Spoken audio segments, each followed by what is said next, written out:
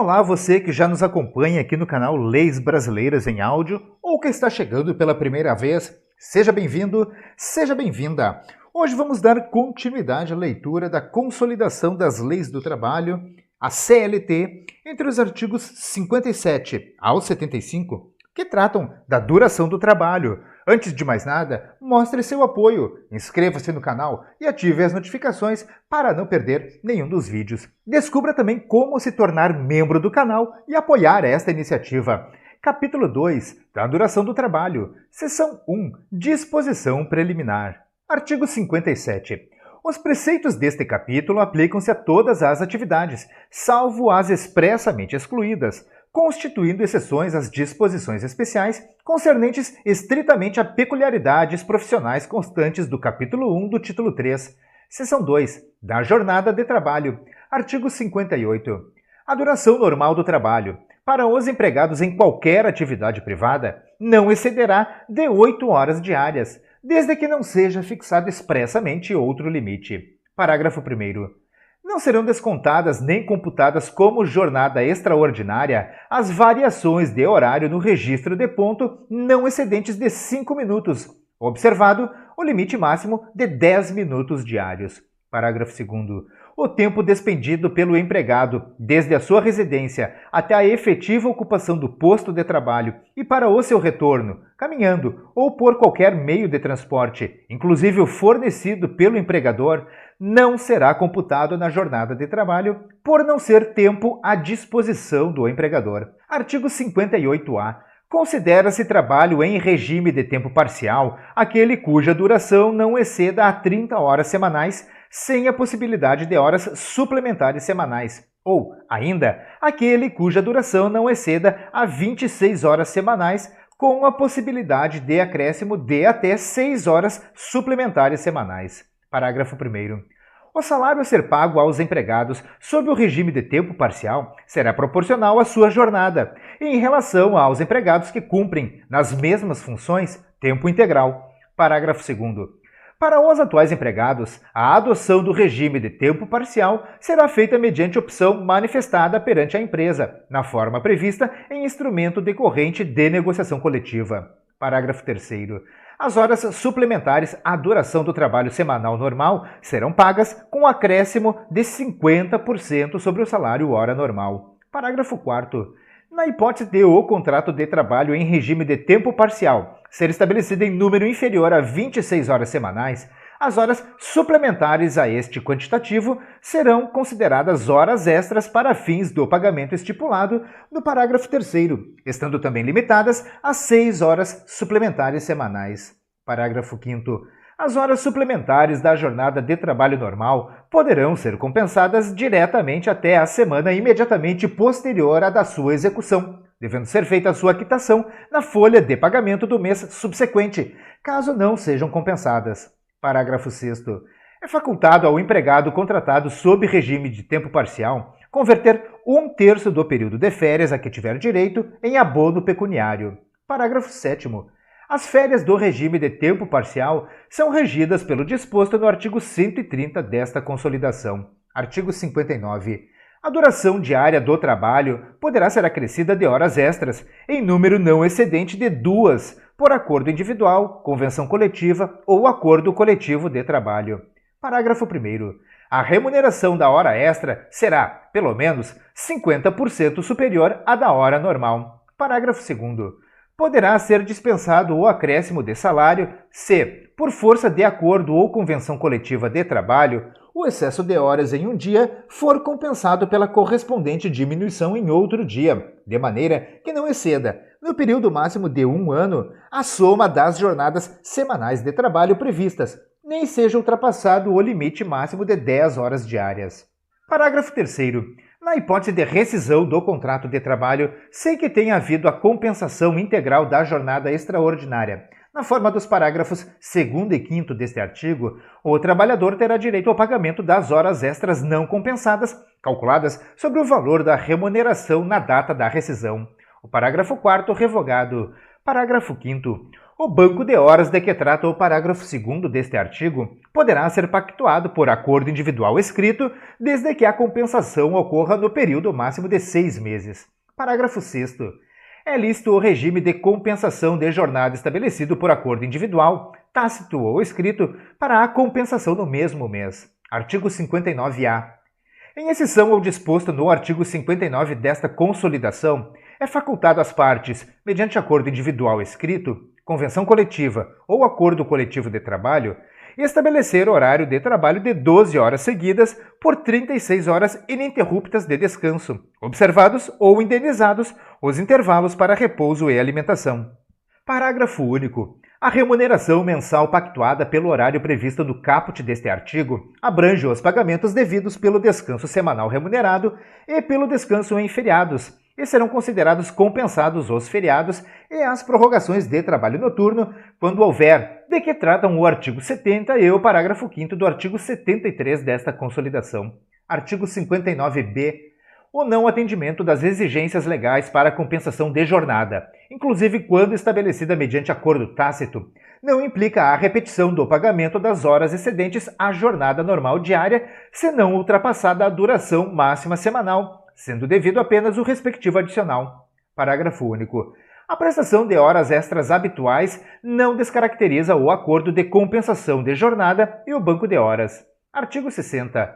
Nas atividades insalubres, assim consideradas as constantes dos quadros mencionados no capítulo da Segurança e da Medicina do Trabalho, ou que neles venham a ser incluídas por ato do Ministro do Trabalho, Indústria e Comércio, quaisquer prorrogações só poderão ser acordadas mediante licença prévia das autoridades competentes em matéria de higiene do trabalho, as quais, para esse efeito, procederão aos necessários exames locais e à verificação dos métodos e processos de trabalho, quer diretamente, quer por intermédio de autoridades sanitárias federais, estaduais e municipais, com quem entrarão em entendimento para tal fim.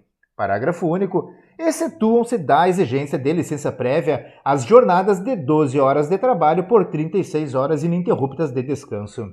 Artigo 61. Ocorrendo necessidade imperiosa, poderá a duração do trabalho exceder do limite legal ou convencionado, seja para fazer face a motivo de força maior, seja para atender à realização ou conclusão de serviços inadiáveis ou cuja inexecução possa acarretar prejuízo manifesto.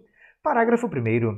O excesso, nos casos deste artigo, pode ser exigido, independentemente de convenção coletiva ou acordo coletivo de trabalho. Parágrafo 2º.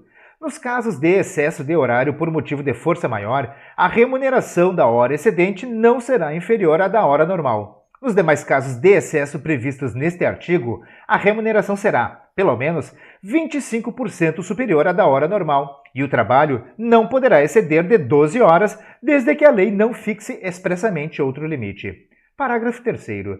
Sempre que ocorrer interrupção do trabalho, resultante de causas acidentais ou de força maior, que determinem a impossibilidade de sua realização, a duração do trabalho poderá ser prorrogada pelo tempo necessário até o máximo de 2 horas, durante o número de dias indispensáveis à recuperação do tempo perdido, desde que não exceda de 10 horas diárias, em período não superior a 45 dias por ano, sujeita a essa recuperação à prévia autorização da autoridade competente. Artigo 62.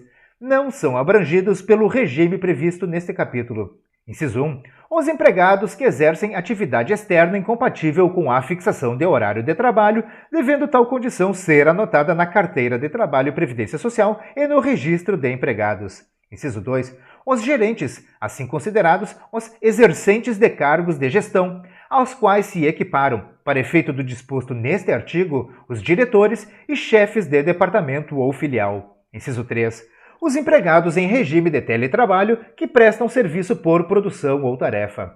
Parágrafo único. O regime previsto neste capítulo será aplicável aos empregados mencionados no inciso 2 deste artigo, quando o salário do cargo de confiança, compreendendo a gratificação de função, se houver, for inferior ao valor do respectivo salário efetivo acrescido de 40%. Artigo 63. Não haverá distinção entre empregados e interessados, e a participação em lucros e comissões, salvo em lucros de caráter social, não exclui o participante do regime deste capítulo. Artigo 64. O salário hora normal, no caso de empregado mensalista, será obtido dividindo o seu salário mensal correspondente à duração do trabalho a que se refere o artigo 58 por 30 vezes o número de horas dessa duração. Parágrafo único. Sendo o número de dias inferior a 30, adotar-se-á para o cálculo, em lugar desse número, o de dias de trabalho por mês. Artigo 65. No caso de empregado diarista, o salário hora normal será obtido dividindo-se o salário diário correspondente à duração do trabalho, estabelecido no artigo 58, pelo número de horas de efetivo trabalho. Seção 3 dos períodos de descanso. Artigo 66. Entre duas jornadas de trabalho, haverá um período mínimo de 11 horas consecutivas para descanso.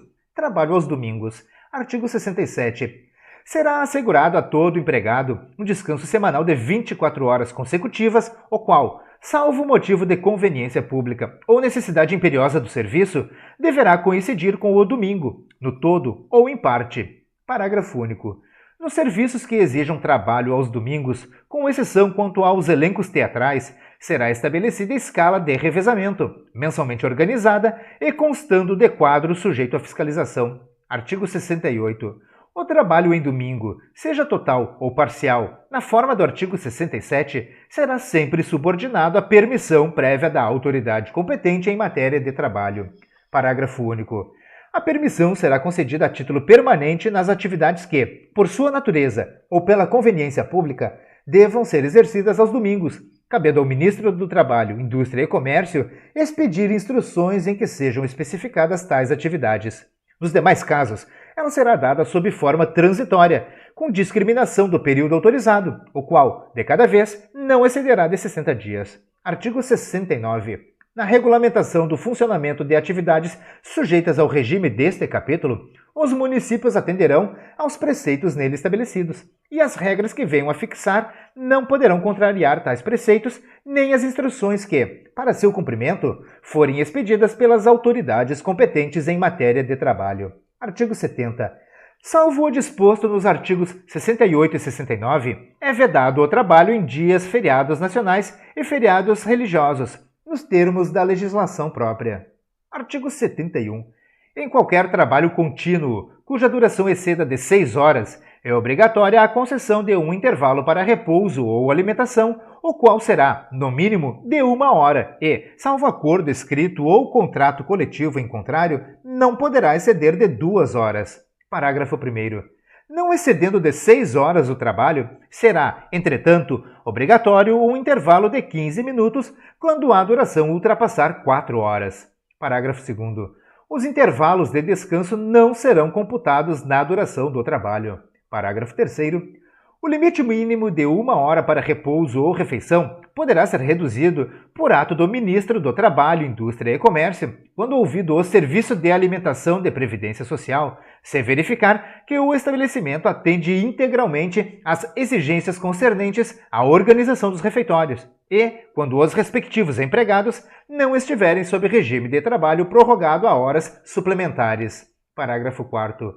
A não concessão ou a concessão parcial do intervalo intrajornada mínimo para repouso e alimentação a empregados urbanos e rurais implica o pagamento, de natureza indenizatória, apenas do período suprimido, com acréscimo de 50% sobre o valor da remuneração da hora normal de trabalho. Parágrafo 5º. O intervalo expresso no caput poderá ser reduzido e ou fracionado, e aquele estabelecido no parágrafo 1º poderá ser fracionado quando compreendidos entre o término da primeira hora trabalhada e o início da última hora trabalhada, desde que previsto em convenção ou acordo coletivo de trabalho, ante a natureza do serviço e em virtude das condições especiais de trabalho a que são submetidos estritamente os motoristas, cobradores, fiscalização de campo e afins, nos serviços de operação de veículos rodoviários, empregados no setor de transporte coletivo de passageiros, mantida a remuneração e concedidos intervalos para descanso menores ao final de cada viagem. Artigo 72. Nos serviços permanentes de mecanografia, datilografia, escrituração ou cálculo, a cada período de 90 minutos de trabalho consecutivo, corresponderá um repouso de 10 minutos não deduzidos da duração normal de trabalho. Seção 4 do trabalho noturno. Artigo 73. salvo nos casos de revezamento semanal ou quinzenal. O trabalho noturno terá remuneração superior à do diurno e, para esse efeito, sua remuneração terá um acréscimo de 20%, pelo menos, sobre a hora diurna. Parágrafo 1º. A hora de trabalho noturno será computada como de 52 minutos e 30 segundos. Parágrafo 2º. Considera-se noturno, para os efeitos deste artigo, o trabalho executado entre as 22 horas de um dia e as 5 horas do dia seguinte. Parágrafo 3º. O acréscimo, a que se refere o presente artigo, em se tratando de empresas que não mantêm, pela natureza de suas atividades, trabalho noturno habitual, será feito, tendo em vista os quantitativos pagos por trabalhos diurnos de natureza semelhante.